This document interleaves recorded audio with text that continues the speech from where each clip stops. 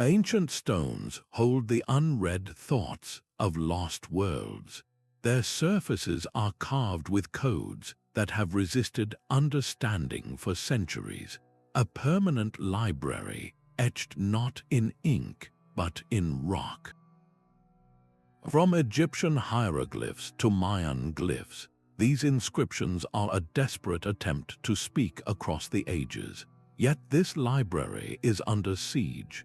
Time, weather, and human hands are actively erasing these messages, creating a true race against the clock. By the end of this video, you will understand how scientists are using lasers and artificial intelligence to digitally rescue these ancient voices, revealing secrets that could rewrite our history books. How did a lost city emerge from a digital jungle scan? Can a computer really learn to read a dead language? The quest to crack these stone-bound codes is underway, and its success hinges on a fragile partnership between human intuition and machine precision. What forgotten story would you most want a stone to tell? This quiet revolution began not with a dramatic discovery, but with a fundamental shift in perspective. The traditional toolkit of the archaeologist, the brush and trowel, was suddenly joined by the laser scanner and the drone camera. This new discipline, digital archaeology, was born from a simple yet urgent necessity to study the past without touching it. At its core is the creation of a digital twin, a perfect virtual copy of an artifact or site. Think of it as a form of digital immortality, a way to grant an object a second, indestructible life inside a computer. Experts like Dr. Sarah Parcak champion this approach, using 21st century tools to locate and safeguard humanity's shared heritage. The methods are as ingenious as they are non-invasive. Photogrammetry, for example, works by taking thousands of overlapping photographs of an object from every conceivable angle. Specialized software then analyzes these images, identifying common points to stitch them together into a precise three-dimensional model. Another technique, called reflectance transformation imaging, or RTI, involves capturing a single surface under a moving light source. This process reveals incredibly subtle details, like tool marks or faded ink, that are completely invisible to the naked eye. We have already witnessed the profound power of this digital safekeeping. Following the tragic fire at Notre Dame Cathedral, it was the pre-existing laser scan data of the entire structure that provided the blueprint for its faithful restoration. This capability transforms our relationship with the fragile past. A crumbled scroll, too delicate to physically unfurl, can be digitally flattened and read. A monument shattered by an earthquake can be virtually reassembled on a screen. This is more than just high-tech preservation. It is a democratization of history, making the world's greatest treasures accessible to anyone, anywhere. And it is this very foundation of digital preservation that sets the stage for the next, even more astonishing leap, teaching computers to not just see these ancient texts, but to truly read them. But capturing the physical world is only the first step.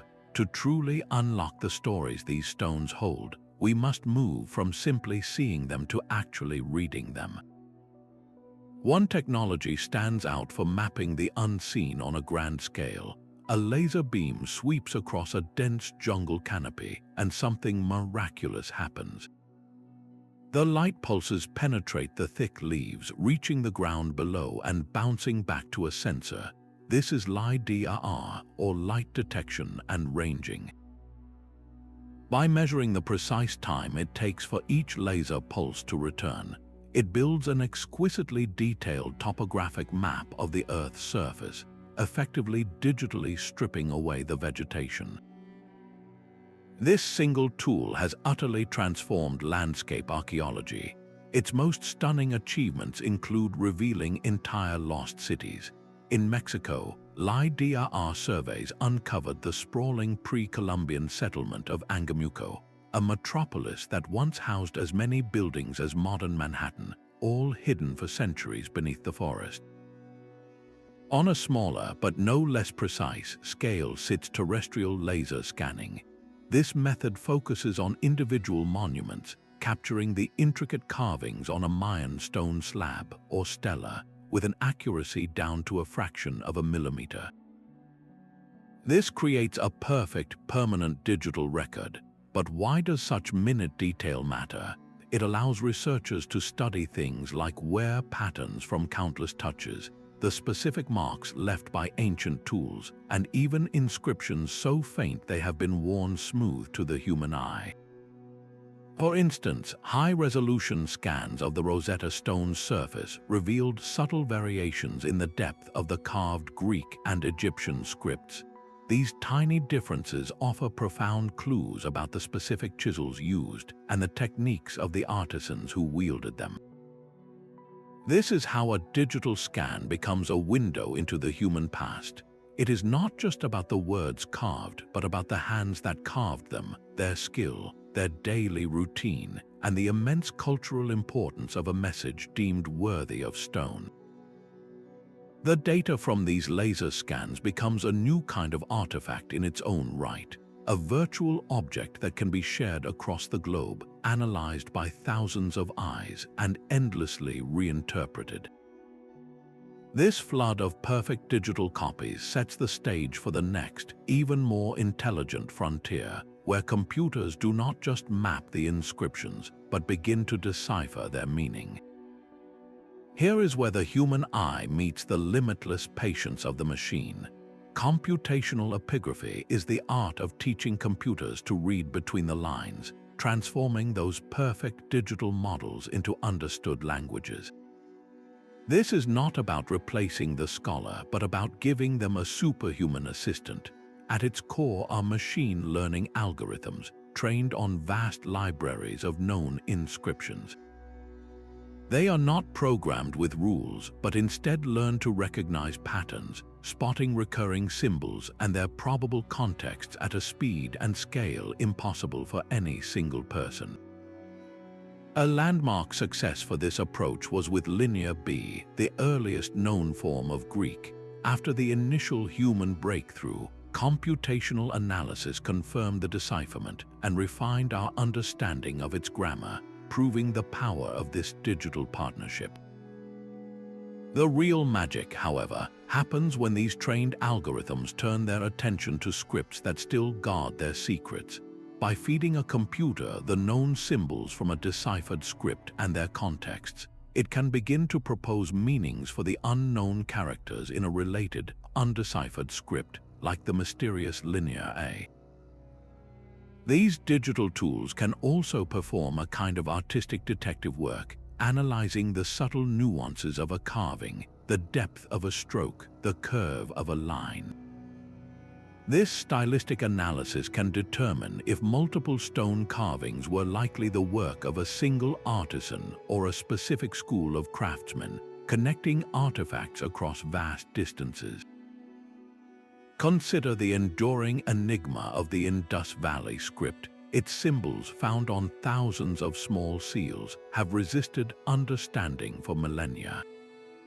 Computational analysis has not yet cracked the code, but it has made profound headway, helping researchers rule out certain language families and strongly suggesting the script represents a logosyllabic system, where signs stand for both whole words and individual syllables. What forgotten epics or mundane market records are waiting on those silent stones? This digital approach creates a powerful feedback loop, where machine-generated hypotheses inspire new human insights, and human intuition guides the machine's next search. Yet the words themselves are only part of the story. To truly hear an ancient voice, we must also rebuild the world it spoke from, a task that leads us into the realm of virtual reconstructions. This digital resurrection breathes life back into silent stone, while laser mapping reveals lost cities and computational analysis deciphers symbols. A third powerful method completes the picture by making these ancient monuments tangible again. Photogrammetry, the science of creating three-dimensional models from simple photographs, is now bringing the past into stunning, immersive focus. Imagine slipping on a virtual reality headset and finding yourself standing within a perfectly reconstructed ancient temple.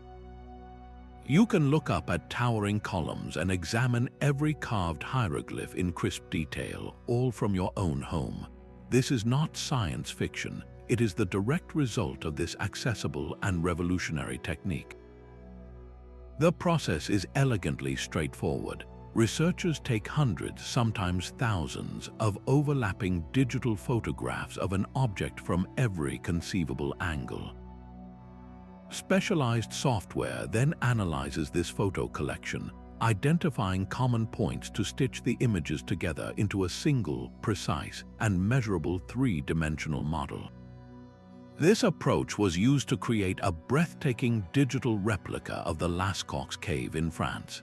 The virtual cave allows the public to experience the wonder of the prehistoric paintings, while the fragile original site, threatened by degradation from human presence, is protected for future generations. For inscribed stones, photogrammetry acts as a powerful diagnostic tool. A surface that appears smooth and blank to the naked eye can reveal its secrets under digital scrutiny.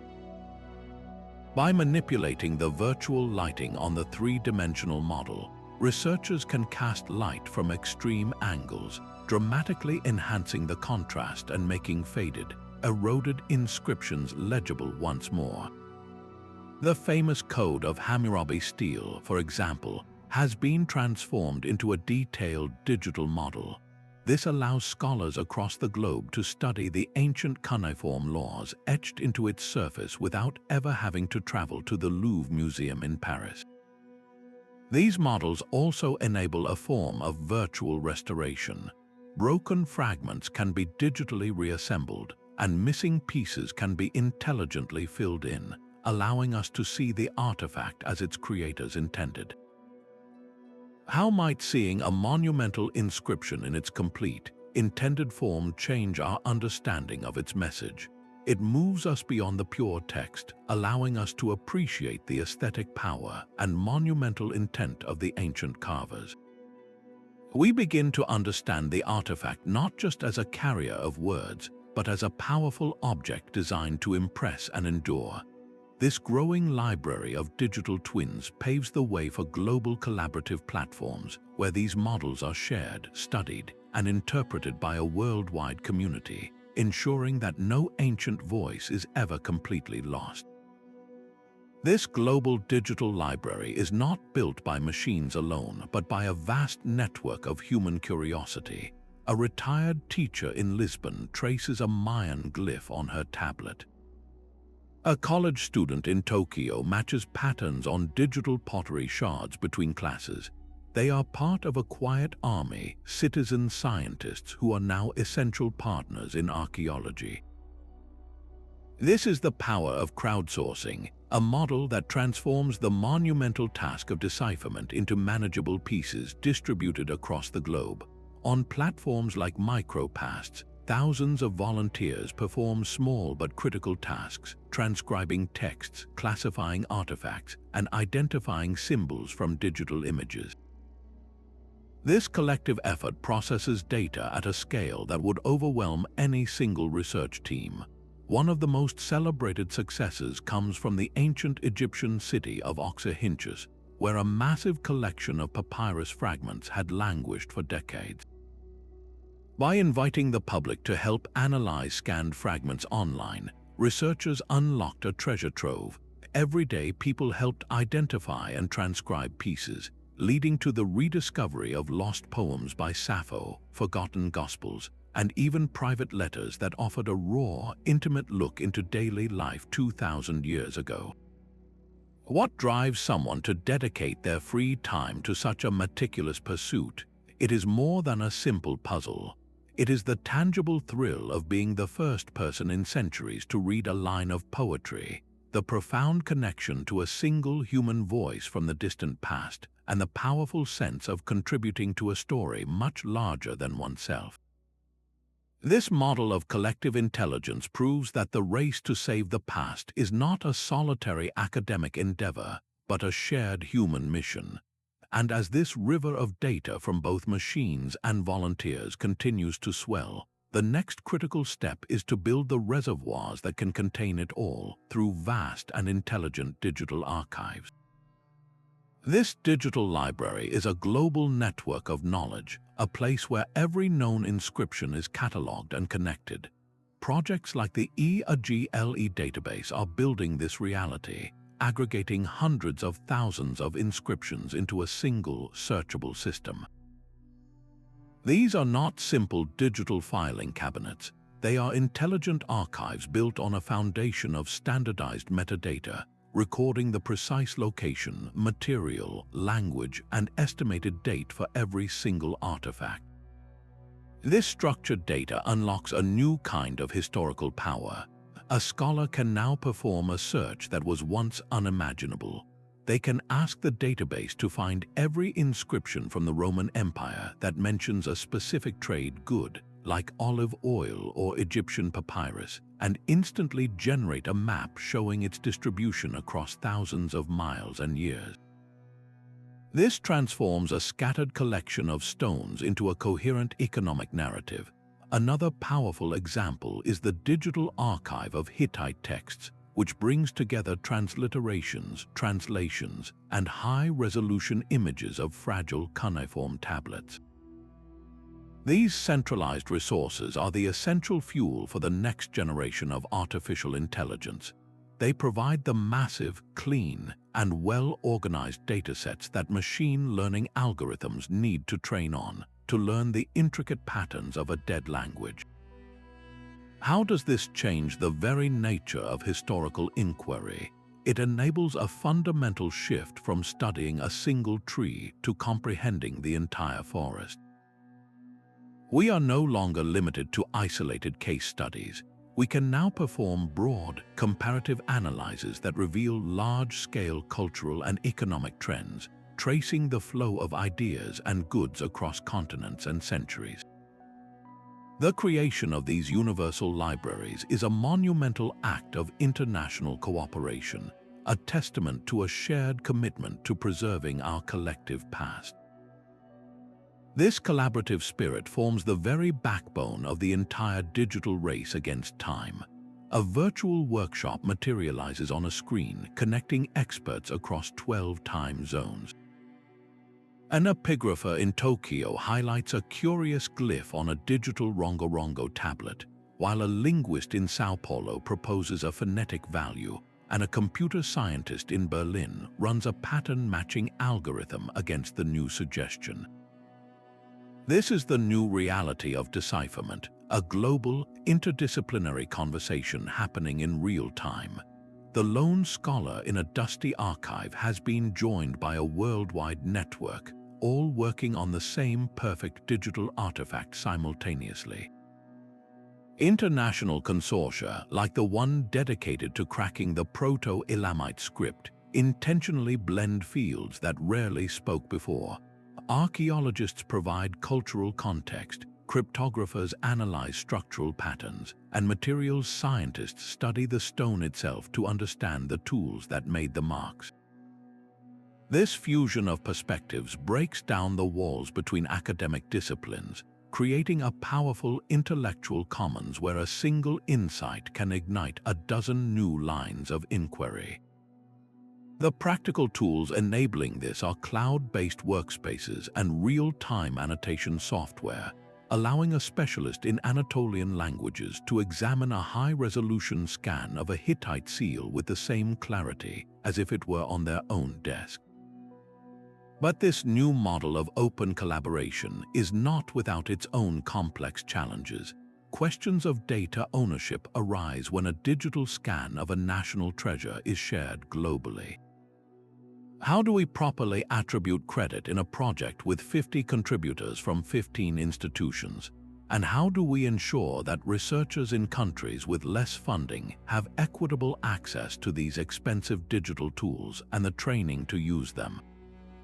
Navigating these ethical and practical issues is the necessary work of building a truly inclusive global effort. This collective brain trust amplifies our capabilities exponentially, proving that the solution to an ancient puzzle is more likely to be found in a distributed network than in a single isolated mind. Yet, even as we forge these powerful digital alliances, the physical objects we study face an escalating barrage of threats that no virtual model can completely neutralize. A stark photograph tells the story. A limestone stele carved with precise hieroglyphs thousands of years ago now stands with its surface softened into a ghostly blur. The sharp edges that once defined a pharaoh's name are now rounded and shallow, worn away by relentless wind and rain. At its base, modern spray paint scars the stone. This single image captures the dual threats facing our shared history, a relentless assault from both nature and humanity. Natural erosion is a constant, but it is now supercharged by industrial pollution and acid rain, which chemically eat away at stone surfaces far faster than natural weathering ever could. The escalating impacts of climate change introduce new dangers, from more frequent flooding that undermines foundations to stronger storms that topple fragile walls. Then there is the deliberate destruction. The world watched in horror as the ancient arches of Palmyra were reduced to rubble, a deliberate act of vandalism that erased centuries of history in moments. These events underscore a terrifying truth that the written record of humanity carved in stone is more fragile than it appears. This is why digital preservation is not merely an academic exercise. It is a crucial insurance policy for our collective memory. Initiatives like the Million Image Database Project are the front line of this effort, deploying teams with portable three-dimensional scanners to capture at-risk heritage sites across conflict zones in the Middle East. They are racing to create high-fidelity digital copies, ensuring that even if the physical object is shattered, its information, its essential code, survives intact for future generations. Can a digital surrogate ever truly replace the awe of standing before an original monument? It cannot replicate the tangible presence, the cool feel of the stone, or the sheer weight of its history. But what it preserves is the primary vehicle of meaning, the inscription itself.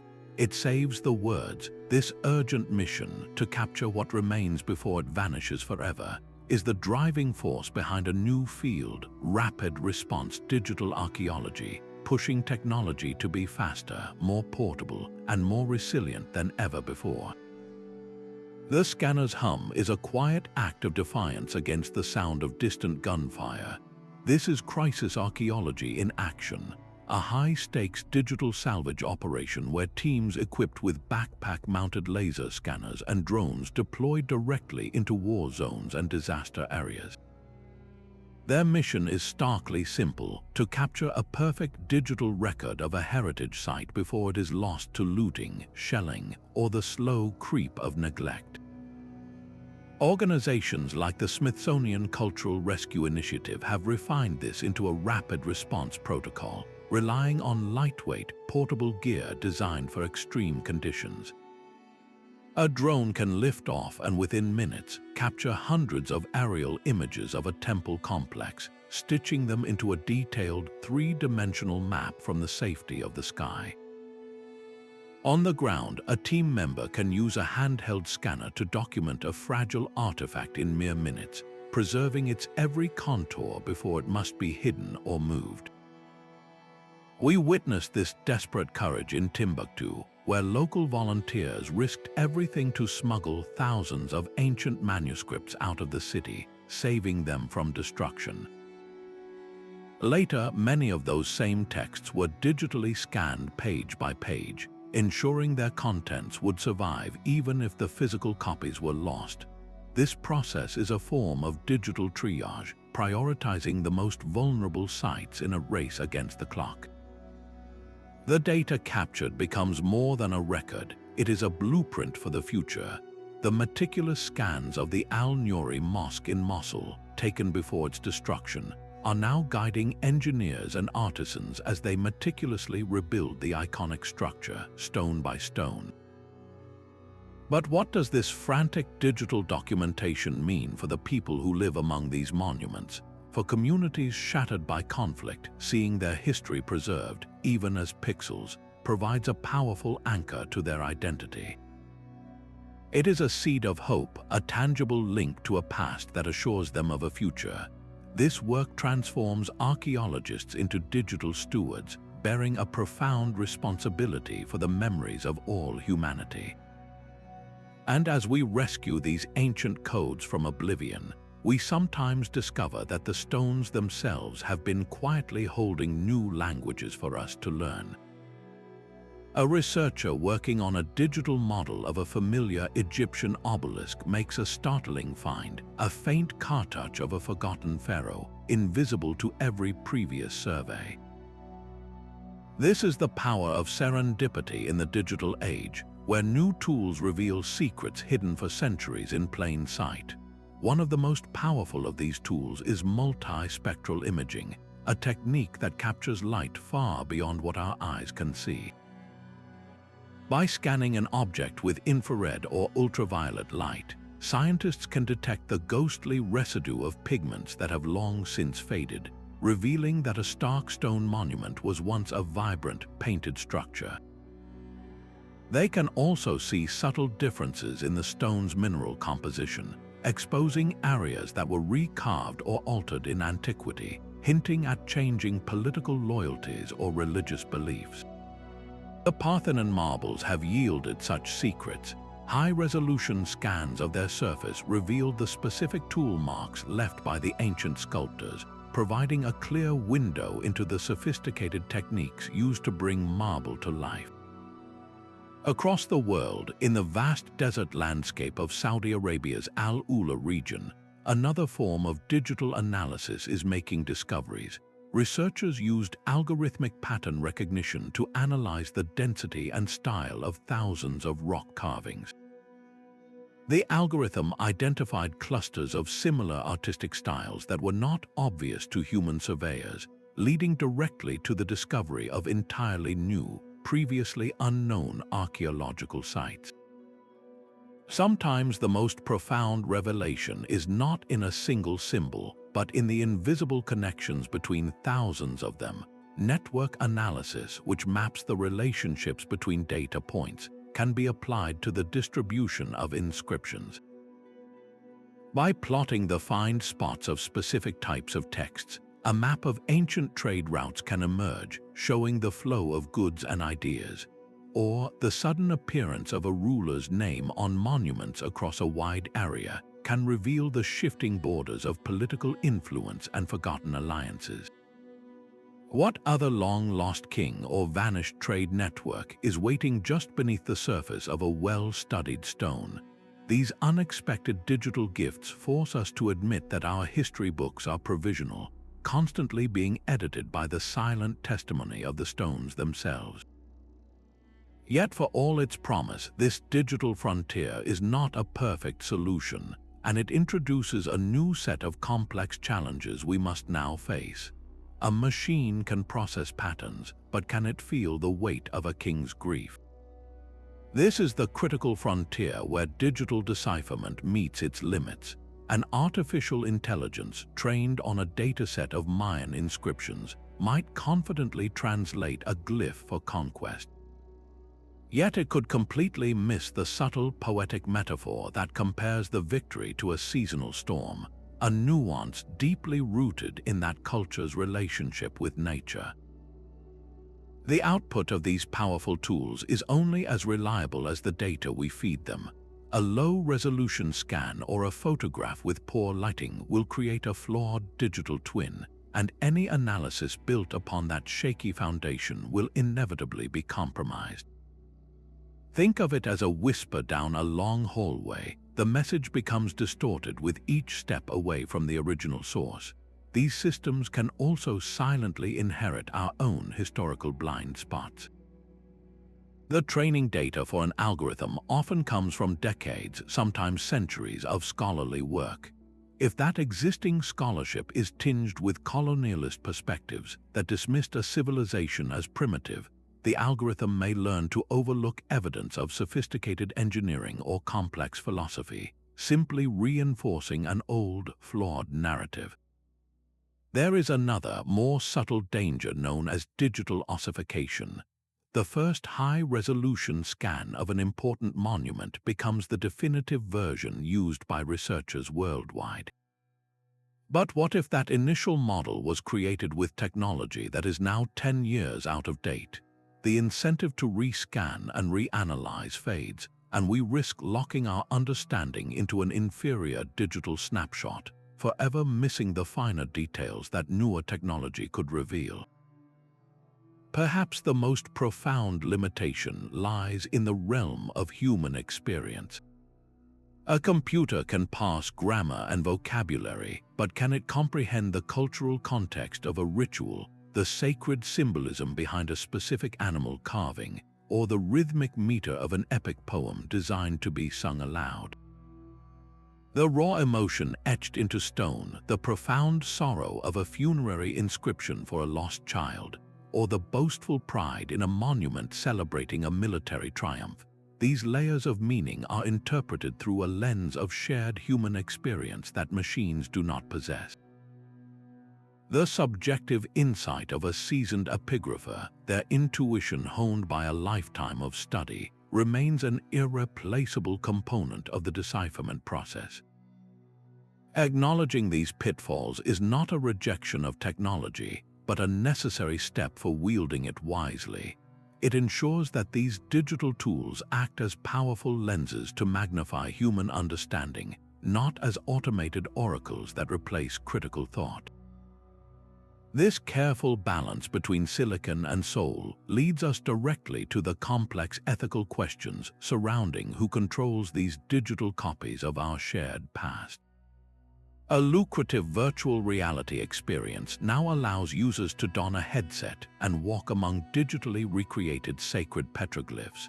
The corporation that built it owns no land and holds no physical artifacts, only the high-resolution scans it legally obtained.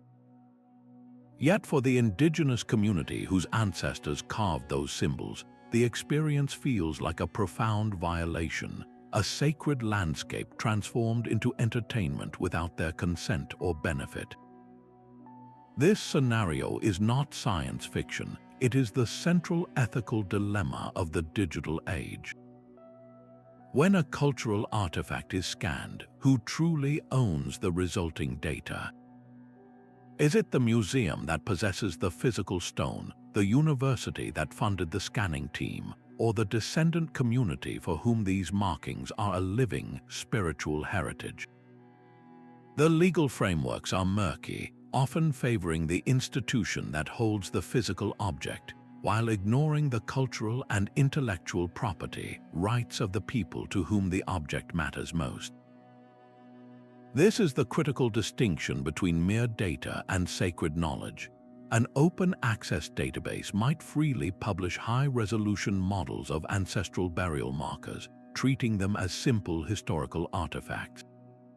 For the communities connected to them, this public exposure could represent a deep cultural harm, a digital desecration of something meant to be private and protected. In response, a powerful shift is occurring toward community-based participatory research. Here, archaeologists and technologists do not arrive as outside experts to extract data. Instead, they approach indigenous groups as essential partners from the very beginning of a project. These communities help decide what should be scanned, how the digital models should be stored, and who should have the right to view or use them. A pioneering tool enabling this is the Muka2 content management system. Unlike a standard database, Muka2 is built on a foundation of indigenous values, allowing communities to set their own access protocols. They can restrict certain images to only male or female elders, or make sensitive ceremonial knowledge available only to specific family lineages. This empowers communities to share their heritage on their own terms, blending technological capability with deep cultural respect. How do we balance the global hunger for historical knowledge with the fundamental right of a culture to control its own story? There is no simple answer, but the path forward is built on partnership, consent, and a shared acknowledgement that preserving the past must never come at the cost of harming its living descendants. This ethical framework is not a side issue. It is the very bedrock that gives meaning to our technological triumphs, ensuring that the voices we digitally rescue are honored, not just captured. A king's legal code carved in stone 4,000 years ago continues to echo in our courtrooms today. The principles of evidence and proportional punishment found within the Code of Hammurabi represent a foundational moment in human civilization, a moment we can now study in minute detail thanks to its digital preservation. This is the tangible return on our investment in decipherment. It is not merely about understanding the past, but about applying its hard-won wisdom to the pressing challenges of our present. Consider the practical genius of ancient agricultural manuals, meticulously inscribed on Mesopotamian clay tablets. These texts detail sophisticated irrigation techniques and crop rotation schedules developed for survival in an arid landscape. Modern agronomists, facing the escalating threats of desertification and water scarcity, are now re-examining these ancient practices. They are discovering sustainable methods for water management and soil conservation that could offer viable, time-tested solutions for farming in our own drought-stricken regions. The wisdom of the past holds more than just farming advice. Within the cool stone walls of Egyptian temples, medical papyri describe complex surgical procedures and list remedies derived from local plants. Modern pharmacologists, using digital transcriptions of these texts, are subjecting these ancient recipes to rigorous laboratory testing. They are finding that certain natural compounds identified millennia ago possess genuine antibacterial or anti-inflammatory properties, opening new avenues for drug discovery. How many other cures are waiting, forgotten, in the vast digital library of the ancient world? The legacy of ancient engineering is equally profound. Roman architectural manuals, their principles deduced from inscriptions and the structures themselves, detailed formulas for creating concrete that has withstood earthquakes for 2,000 years. Civil engineers studying these digital models are now experimenting with replicating this durable, self-healing concrete, aiming to build more disaster-resilient infrastructure for our own cities. Even the planet's climatic history is recorded in stone. Mayan stelae that document periods of prolonged drought provide climate scientists with invaluable long-term data. By correlating these historical climate events with the rise and fall of cities, we gain a deeper understanding of how societies adapt to environmental stress, a lesson of immense importance as we navigate our own changing global climate. The very algorithms developed to crack these ancient codes have lives beyond epigraphy. The pattern recognition software trained to identify faint linear B symbols is now applied to analyzing medical scans, spotting early signs of disease with a precision that saves lives. The machine learning models that reassemble fragmented texts are the cousins of the systems that help autonomous vehicles navigate complex environments. This continuous loop, where the quest to understand our past directly fuels innovation for our future, demonstrates that these stones are not relics. They are active participants in the human story. Bringing this story to life for the next generation is where the digital revolution truly secures its legacy, transforming classrooms into portals for time travel. A high school classroom buzzes not with the sound of a lecture, but with the quiet hum of discovery. Students wearing virtual reality headsets are gathered around a holographic table, their hands moving in the air as they manipulate the digital fragments of a shattered cuneiform tablet. They are not reading about ancient Mesopotamia, they are inside it, piecing history back together with their own hands. This is the new frontier of history education, transformed by the very tools used to decipher the past. Digital archaeology is turning dusty textbooks into immersive worlds.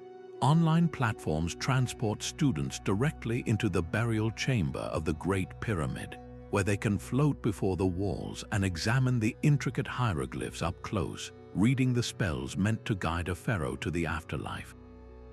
University seminars are no longer confined to slide presentations. Students now log into international epigraphic databases, learning to run pattern-matching algorithms on real, undeciphered linear symbols. Their classroom assignments can yield genuine research data, contributing to a global scholarly conversation. This shift from passive reception to active investigation builds more than just knowledge. It cultivates critical thinking as students learn to question digital reconstructions and technological literacy as they handle complex data. But perhaps its most profound impact is on empathy and connection. What does it mean for a child in a remote village who may never own a passport to be able to zoom in on a three-dimensional model of an Inca quipu, to spin it in the air and trace the intricate knots that once recorded census data or epic poems? This access is revolutionary. It demolishes the financial and geographical barriers that have long made the direct study of primary sources the privilege of a select few. By placing the world's greatest cultural treasures into the hands of any student with an internet connection, we are democratizing the very experience of wonder. This is not just about creating better historians. It is about inspiring the next generation of problem solvers, the future coders and engineers who will see a crumbling inscription not as a dead end, but as a solvable puzzle. They are the ones who will develop the next generation of artificial intelligence, the next revolutionary scanning technology, because they first felt the thrill of the hunt in a virtual classroom. This educational transformation ensures the race to save the past has a future, fueled by young minds who learn that history is not a static fact to be memorized, but a dynamic mystery to be solved. A quantum computer could test every possible translation of the Indus Valley script in the time it takes to brew a cup of coffee. This is the staggering potential of the next technological leap, a future where the most stubborn ancient codes may not just be chipped away at, but shattered in an instant. The core of this promise lies in a fundamental shift from pattern recognition to genuine comprehension. Future artificial intelligence will move beyond simply matching symbols. It will be trained on the entire corpus of world literature, mythology, and historical records, enabling it to grasp the subtle metaphors in a Minoan hymn or the political nuance in a damaged cuneiform treaty. It could read a prayer to a forgotten storm god and understand that the description of thunder is not just weather, but a metaphor for the king's terrifying power. This contextual understanding is the key that pure processing power alone cannot forge. Quantum computing offers a different kind of magic, one of sheer, unimaginable scale. Its ability to perform calculations in parallel rather than in sequence could model the entire evolutionary tree of human language. It might simulate how a proto-language spoken on the steppes of Central Asia fractured and evolved over thousands of years into dozens of distinct tongues, effectively filling in the missing branches and providing a Rosetta Stone for entire language families. This would allow us to run a kind of historical simulation, testing which linguistic changes best fit the archaeological record, and finally reconstructing the mother tongues of humanity.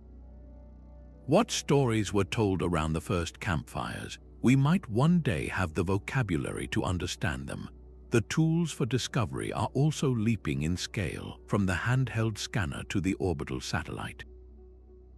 The next generation of hyperspectral imaging satellites will peer not just at the visual spectrum, but at hundreds of wavelengths of light. From orbit, they could scan a desert plain in Turkey and detect the faintest chemical signature of disturbed soil and decayed organic matter, revealing the outline of a massive, buried settlement invisible on the surface. This transforms regional surveys from a years-long ground operation into a task that can be completed from a desk, identifying thousands of potential sites for ground teams to investigate. On the microscopic end, nanotechnology promises a revolution in materials science. We could one day analyze a flake of stone from an Olmec head without scratching its surface, reading its unique molecular fingerprint to pinpoint the exact quarry it came from, tracing ancient trade routes with a precision we can only dream of today. Which silent script will speak first? The cryptic Vinca symbols of Neolithic Europe, perhaps the oldest written language of all, may finally yield their secrets, telling us about the beliefs of the first farmers. Or perhaps the wooden tablets of Rapa Nui, covered in the enigmatic Rongorongo script, will finally recount the story of that island's tragic isolation. The Indus Valley script, with its thousands of inscribed seals, remains the ultimate prize, a potential window into a sophisticated Bronze Age civilization that rivaled Egypt and Mesopotamia. The accelerating pace of innovation suggests the decipherment of one of these great puzzles is not a matter of if, but when, yet this thrilling horizon is shadowed by a humbling truth. For all our quantum processors and orbital eyes, some stones may choose to keep their secrets, their messages locked away not by a lack of technology, but by the vast, unbridgeable distance between their world and our own. Some stones guard their stories with an absolute silence. Among the most haunting are the Rongorongo tablets of Easter Island, wooden artifacts covered in intricate glyphs of birdmen and strange creatures. After the catastrophic cultural collapse of the island's people, the knowledge of how to read them vanished completely. Today, no one knows if they record genealogies, creation myths, or navigational charts for voyages across the vast Pacific. They are a closed book, their pages made of wood, their alphabet a profound enigma. Equally mysterious is the script of the Indus Valley civilization, a contemporary of ancient Egypt and Mesopotamia. Its more than 400 distinct symbols appear on thousands of small seals, but without a bilingual key like the Rosetta Stone, every attempt at translation has hit a wall. We can see they had sophisticated cities and trade networks, but we cannot hear their words or learn their names. Then there is Linear A, the script of the magnificent Minoan civilization on Crete.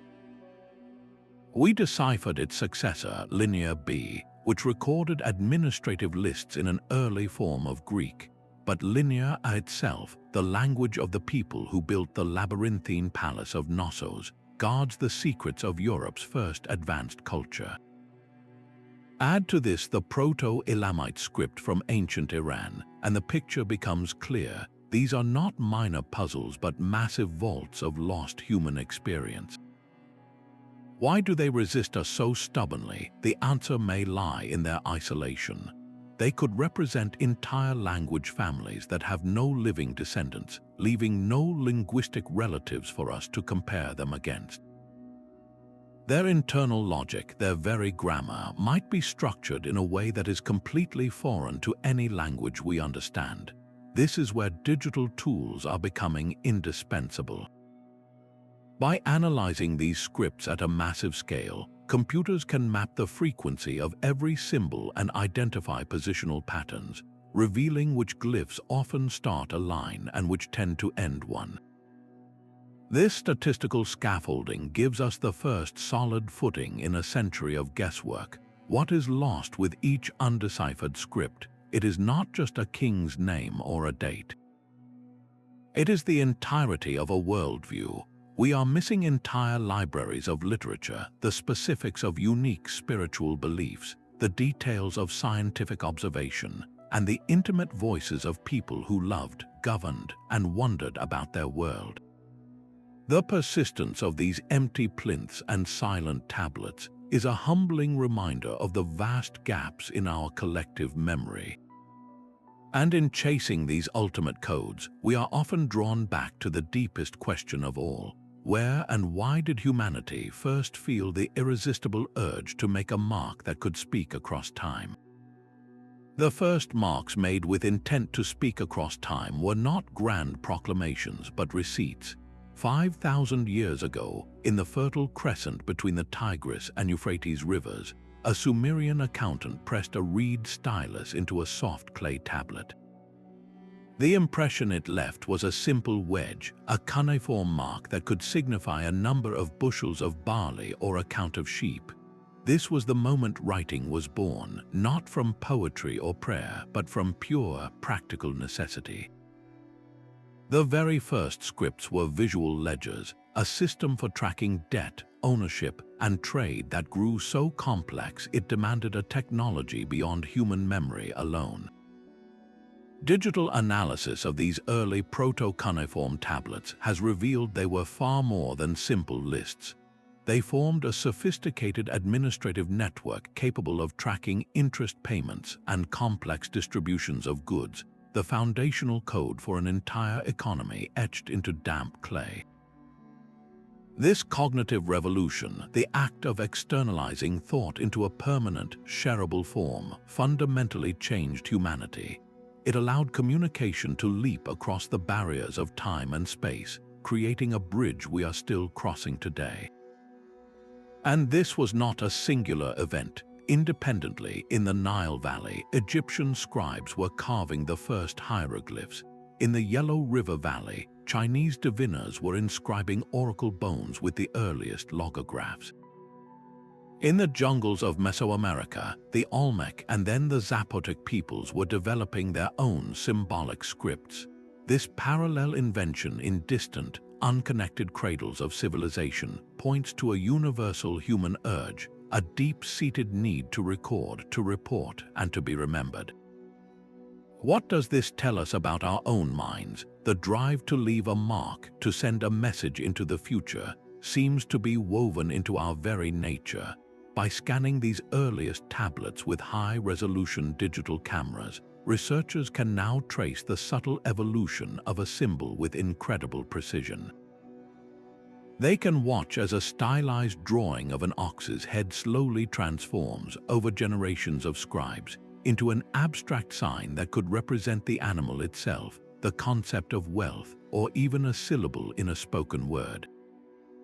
This transition from concrete picture to abstract symbol marks one of the most profound leaps in human intellectual history.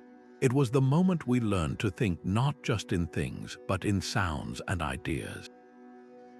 From these humble origins in grain storage and livestock counts, writing rapidly expanded its domain. It escaped the accounting house and began to capture everything that defines us, our laws, our stories, our prayers, and our first fledgling attempts to understand the vast cosmos above. The same impulse to record a harvest of barley found its ultimate expression in tracking the dance of planets. Ancient cultures looked upward and saw not random lights, but a grand, predictable clockwork, and they invested immense labor to anchor that cosmic order in stone. The sprawling Nazca lines in Peru and the massive sarsen stones of Stonehenge are celestial codes written on a monumental, landscape-sized scale. These were not mere monuments, but sophisticated machines for reading the sky. The Maya, in particular, became master astronomers, their intricate calendar systems meticulously recorded on stone stelae. They tracked the cycles of Venus with such precision that their calculated solar year was more accurate than the Gregorian calendar used in Europe centuries later. Digital tools have given us a key to this celestial language by creating precise three-dimensional models of a structure like Newgrange in Ireland, and then simulating the sky as it would have appeared 5,000 years ago. researchers can run a perfect test. They confirmed that on the winter solstice, a narrow beam of sunlight would penetrate the dark inner chamber, illuminating the sacred space for just 17 minutes. This digital planetarium approach also solved a long-standing mystery at Chichen Itza. Simulations proved that the oddly angled windows of the Caracol Observatory were precisely aligned to the northern and southernmost points of Venus's path across the sky. Why would an entire civilization dedicate such resources to carving the cosmos into rock? The motivation was a powerful fusion of the practical and the divine. Knowing the solstices meant knowing when to plant and harvest, a matter of survival. But the cycles were also seen as the direct actions of gods, a divine script written in light. Deciphering these stone-bound observatories reveals a universal human quest to find our place in the vast, ticking machinery of the universe, a story written in the silent dialogue between earth and sky. This cosmic perspective, however, was always intertwined with the most intimate of human expressions, the drive to create art. The intricate knots weaving across the surface of a Celtic cross are far more than beautiful decoration. They are a complex theological argument, a sermon carved in stone for a community that could not read the written word. This is the powerful fusion of art and code, where every spiral and interlaced animal carries a specific weight of meaning, from eternal life to the interconnectedness of all creation. In countless ancient cultures, this line between aesthetic expression and written language is profoundly blurred. The academic study of these symbols, known as iconography, is not a side note to decipherment. It is central to unlocking the full message. A purely textual analysis of an Egyptian temple wall might translate the hieroglyphs naming a god, but it could completely miss the deeper meaning conveyed by the god's posture, the objects held in its hands, and the specific animals depicted at its feet.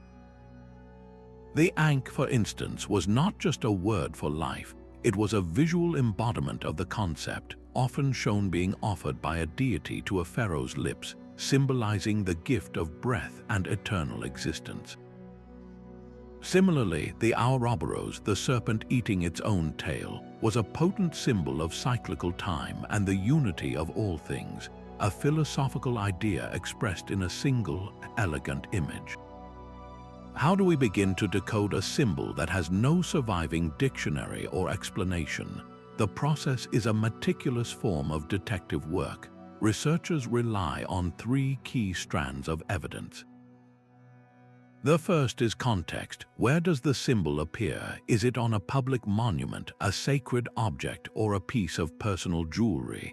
Its placement offers vital clues to its function. The second is comparison. Does a similar symbol appear in a neighboring or antecedent culture whose beliefs we understand better? Tracing the journey of the lotus flower symbol from its origins in Egyptian art through to Buddhist iconography reveals a fascinating migration and adaptation of meaning. The third strand comes from anthropological studies of modern traditional societies, whose symbolic systems for storytelling and ritual can provide powerful analogies for how ancient symbols might have operated. Digital tools are now supercharging this iconographic detective work. Imagine plotting every known instance of a specific symbol, like the recently discovered hand of Urulegi from Iron Age Spain, onto a digital map using a Geographic Information System, or GIS. The resulting visualizations can reveal startling patterns, showing clusters of the symbol that hint at cultural heartlands and radiating lines that suggest ancient trade routes or paths of cultural exchange.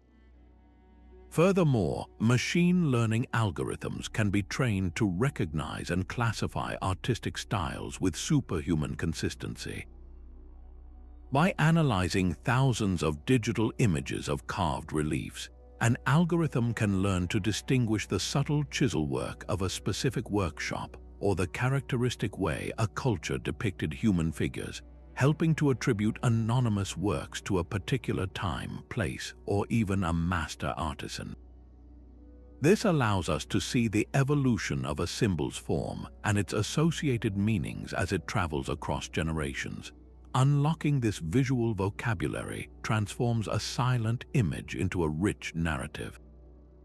We can begin to read the stories, beliefs, and core values that a civilization chose to encode not in ink, but in the enduring language of stone.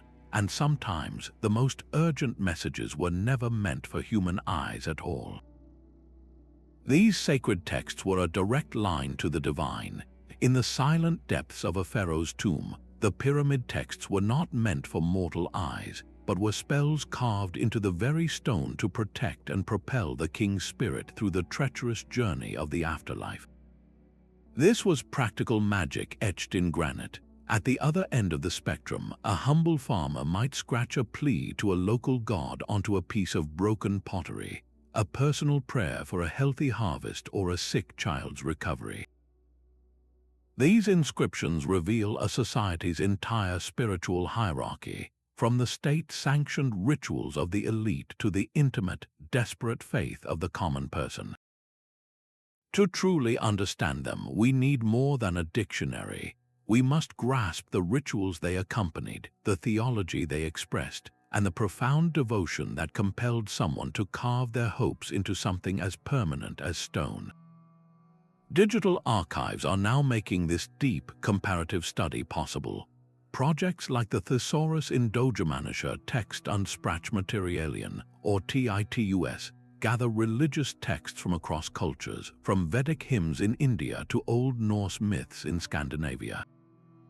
By placing these prayers side by side, researchers can trace the echoes of shared concepts, like a sky father god or a heroic journey to the underworld, revealing the deep roots of our spiritual imagination. Another powerful digital tool is stylometric analysis, which examines the subtle fingerprints of language, word choice, and sentence structure. This allows scholars to sift through a massive collection of temple inscriptions and potentially identify the unique literary voice of a specific priestly school, a distinct theological tradition operating within the broader religion. What do these fervent communications tell us about the people who carved them? They lay bare universal human anxieties and aspirations, the same fears about death, the same longing for justice, and the same hope for something beyond our material existence resonate across these stone prayers. Deciphering a king's funerary text is not just about learning his name, but about feeling the weight of his culture's terror and hope in the face of the unknown. Reading a commoner's votive offering connects us to a parent's love across 3,000 years. This is the ultimate goal of the digital decipherment, to move beyond kings and conquests and to finally hear the spiritual voice of a civilization, to understand a people not just by what they built, but by what they believed. The true pulse of an ancient kingdom was not always found in its throne room, but in its accounting office. Picture a vast archive in a Mycenaean palace, where clay tablets inscribed with linear B did not record epic poems, but the mundane yet vital details of economic life. They listed the distribution of bronze for weapons, the output of perfumed oil for trade, and the precise grain rations for hundreds of workers. Many of the very first texts we have ever deciphered are these dry economic ledgers and administrative decrees, often carved into stone or baked into clay specifically for their permanence. Far from being boring, these bureaucratic records are actually treasure troves of social and economic history. They offer a ground-level view of how these complex societies truly functioned, revealing intricate tax systems, sophisticated labor organization, and far-reaching trade networks. Why would a civilization go to the immense effort of carving a simple inventory list into stone? The act itself signified the immense importance and legal weight of the record, ensuring its authority and longevity far beyond the brief lifespan of papyrus or an unfired clay tablet. It was the ultimate method of making a contract or a royal decree unchangeable. Today, digital tools are supercharging our ability to read between the lines of this stone bureaucracy. By inputting thousands of commodity lists from Mesopotamian tablets into a specialized database, researchers can now reconstruct ancient supply chains and even detect subtle market fluctuations that occurred 4,000 years ago. Network analysis software can map the invisible relationships between different administrative centers, drawing lines of influence and dependency based solely on the recorded flow of goods and official messages. This digital approach transforms a scattered collection of lists into a coherent picture of a living, breathing economy. Deciphering these records gives us the foundation upon which cultures built their grander temples and monuments, revealing that the administrative mind keeping track of every jar of oil and ingot of copper was just as vital to a civilization's survival as the visionary king who commissioned its greatest artworks. A single line carved for a merchant from Palmyra collapses the vast Roman Empire into a story of one man, one love, and one profound loss. These funerary inscriptions are the most direct line we have to the individual human heartbeats of the ancient world. They are not grand royal proclamations, but quiet, personal testaments etched in stone by grieving spouses, devoted children, or loyal friends. In them, we find the raw materials of daily existence: a woman praised for her wool-working skill, a soldier mourned by his comrades, a freedman proudly stating his hard-won status. Digital humanities projects are now gathering these scattered whispers into a chorus. The U.S. Epigraphy project, for instance, is systematically digitizing every ancient Greek and Latin inscription held in American museums and universities. This aggregation allows scholars to ask questions on an unprecedented scale. They can track naming conventions across generations, revealing patterns of cultural assimilation as a Greek name slowly gives way to a Roman one within a single family line. They can map the geographic origins of people buried far from home, sketching the outlines of ancient migration and trade routes through individual lives. Beyond simple data, researchers are beginning to apply sentiment analysis algorithms to these texts. By training software to recognize words and phrases associated with grief, love, and honor, we can begin to quantify the emotional landscape of antiquity. Does the language of commemoration become more personal and affectionate during times of peace and prosperity? Does it grow more formal and austere during periods of political turmoil or plague? The changing formulas etched on these stones offer a unique window into the evolution of human emotion and the bonds that held families and communities together. What does it mean when a society shifts from commemorating a person's public deeds to praising their private virtues? These subtle shifts in stone tell a deeper story about changing values. The true power of these digital archives lies in their ability to resurrect not just data points, but full human contexts. A search can instantly connect the tombstone of a merchant with digitized port records and ship manifests, potentially reconstructing the very voyages that defined his life. This transforms a name into a narrative. These stones are not cold artifacts. They are the enduring echoes of love, loss, pride, and identity. They remind us that the race to decipher the past is not about recovering lost empires, but about recovering lost humanity. Piecing these personal stories back together, however, often begins with fragments no larger than a coin. A virtual table holds the scattered remains of a shattered Assyrian relief, its carved warriors and gods broken into hundreds of digital pieces. This is the frontier of digital fragment reconstruction, where computer vision and pattern-matching algorithms take on the role of an impossibly patient assistant. The system analyzes the jagged edges of each fragment, comparing the color and microscopic grain of the stone, the subtle curvature of the breaks, and the flow of the carved lines. It then presents the human expert with a shortlist of the most probable joins, automating the initial, eye-straining stage of a puzzle that might otherwise take decades. This method was used to breathtaking effect on the Gigantomachy frieze from the Pergamon altar. For centuries, pieces of this massive marble depiction of gods battling giants were held in separate museums across Europe, their original relationships unclear. By creating digital models of every known fragment, researchers could virtually test thousands of potential connections, reuniting figures and restoring the epic sweep of the narrative across the entire altar wall. The process does not stop with mere reassembly. For gaps where pieces are permanently lost, the software can intelligently extrapolate, generating a faint, simulated outline of the missing section based on the symmetry and style of the surviving carvings. How does seeing the whole image, even partially reconstructed, change our understanding? A solitary fragment showing a giant's foot tells us little, but place that foot upon the neck of a god, and the entire dynamic of the mythological struggle snaps into focus.